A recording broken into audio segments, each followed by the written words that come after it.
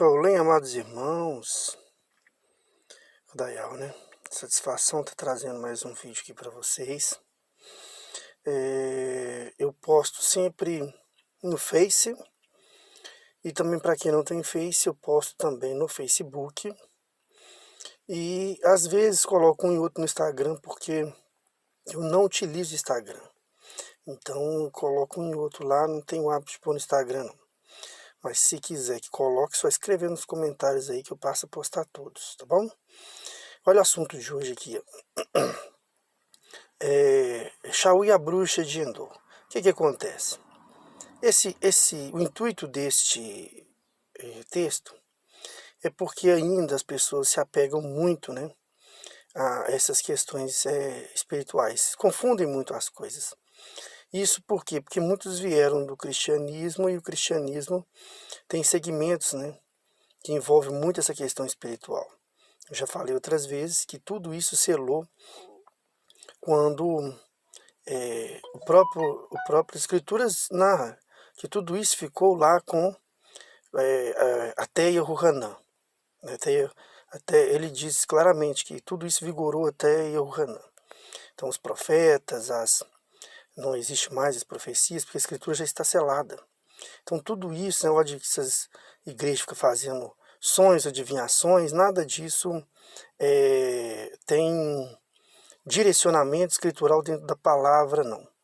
Isso pode acontecer? Pode, mas pessoal, para a vida da pessoa, dele, não em relação à comunhão dos irmãos. Deu para entender? Então, olha só o texto aqui, vamos pegar só o trecho aqui que nos é importante para a gente entender aqui e explicar melhor. Vamos aqui, ó, entre o 4 e o 8 aqui, ó. Versículo 4, né? Primeiro, Shuamu, ou Shamu, né? Eu prefiro falar Shuamu. Primeiro, o capítulo de Shuamu, no capítulo 28, né? Os palestinos acamparam em Sunem, Shaul, mais os seus batalhões em Gilboa. Quando Shaul viu o vasto exército que os inimigos constituíram, ficou paralisado de terror e perguntou a Yehorim o que deveria fazer. No entanto, Yehorim recusou responder-lhes, fosse por sonhos, fosse através do Urim. Todo mundo sabe, né, o que é Urim. Ficava no peitoral do sacerdote, que ele jogava e ia formando palavras das quais ele tinha como resposta a palavra de Yehorim. Ficava com o sumo sacerdote, né? Ou mesmo pelos profetas. Então, Shaul deu instruções a seus ajudantes para atentarem encontrar alguém que consultasse o espírito dos mortos. E quem perguntasse o que deveria fazer. Ainda acharam uma mulher que fazia isto, em Endor.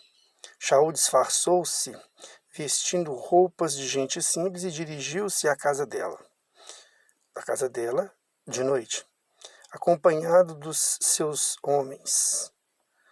Eu pretendia falar com um homem que já morreu, disse ele. Consegues achar o seu espírito? Mas tu queres que eu seja morta? Protestou ela. Sabes bem que Shaul mandou fazer a todos os adivinhos e os feiticeiros. O que tu estás é armar-me uma cilada. Shaul jurou-lhe solenemente que não a trairia. E por fim, a mulher disse, bom, e então quem és que queres que eu faça vir em espírito? Traz-me Shamu. Quando a mulher viu Shamu, gritou, enganaste-me, tu és Shaul. Não tenhas medo de coisa nenhuma. Diz-me o que é que queres, diz o que é que estás a ver.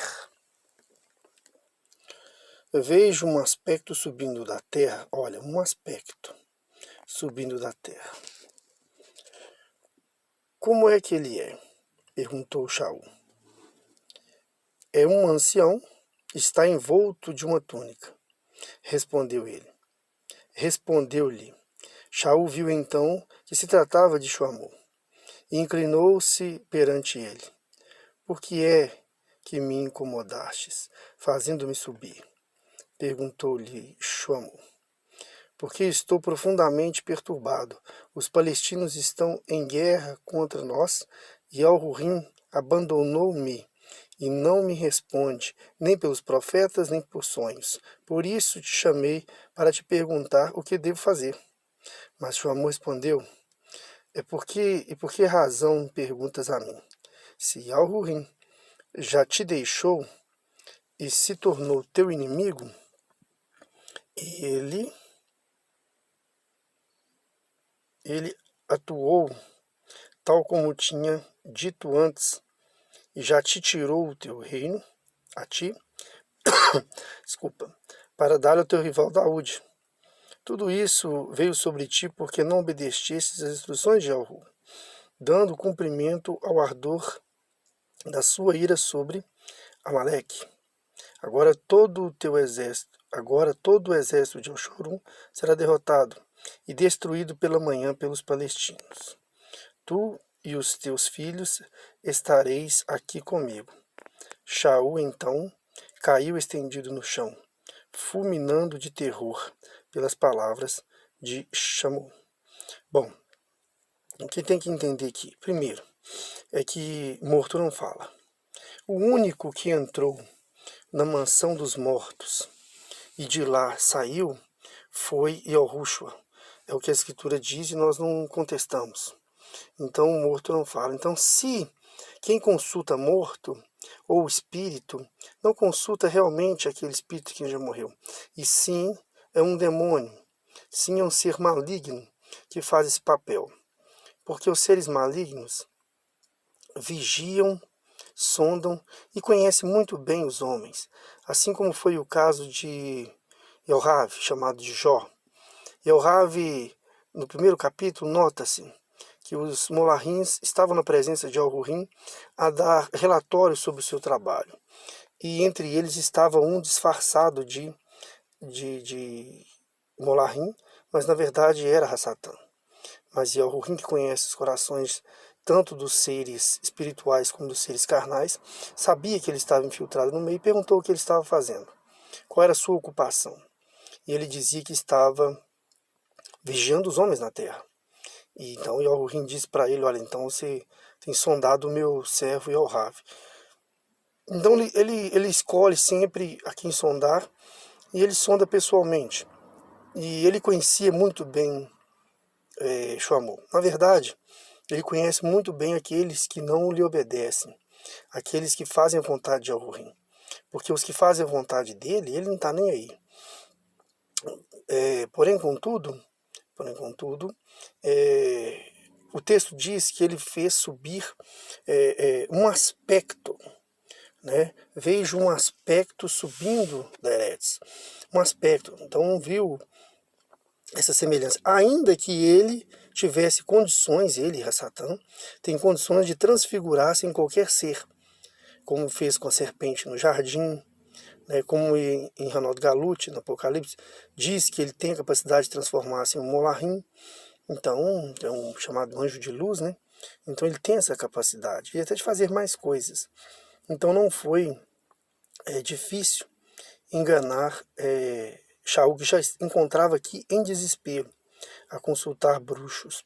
E o que o inimigo, o que Hassatan veio falar com Shammua? Que ele já estava derrotado. Só isso, que ele já estava derrotado. Ele mesmo, Hassatan, já não queria mais usar Shammua. Lembra sobre a vida de Shaul? Na vida de Shaul, ele narra no texto, ao longo do seu livro, quando Daúde era jovem, que ele estava possuído por um espírito maligno, mas quando Daúde tocava louvores na harpa, esse espírito saía dele. Então nota que ele já estava sendo usado pelo inimigo lá atrás. Então o inimigo já o conhecia bem. Então Não foi difícil aqui enganar Shaul. Aqui Shaul só recebeu a sentença que ele já estava derrotado. Bom, então o texto é este, o recado é este, é para que tomem cuidado com sonhos e adivinhações, com vozes, com qualquer outro meio. Vocês ficam ouvindo esse pessoal do Jota falando que recebeu uma revelação, isso tudo é maligno, isso tudo é o inimigo usando a massa como um instrumento de manobra para fazer sua vontade. Tomem cuidado, vocês estão vacinados, vocês não estão mais debaixo da escravidão, pelo contrário, vocês são livres em Yahushua. Aprendam a viver essa liberdade, liberdade de compreensão, liberdade de expressão da palavra. Afinal, sabendo que o nosso livro de regras, prática e fé é escrotável, é a Escritura, não é a boca dos homens. Por isso que a Escritura é um livro selado, para tirar a oportunidade dos enganadores falar outra coisa em cima do que já foi colocado, como diz Shaul, né? Se alguém lançar outra palavra além dessa aqui, é anátema, é pecado, é perversão. Então prestem atenção, amados irmãos, porque há muitos espíritos de engano no mundo. Na verdade, o verdadeiro nome do inimigo, de Satã, é pai da mentira. Tudo bem? Um abraço, um shalom a todos. Excelente Shabbos.